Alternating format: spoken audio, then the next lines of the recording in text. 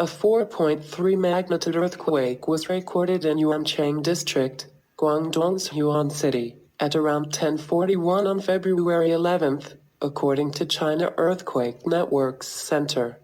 The earthquake hit about 11 kilometers underground.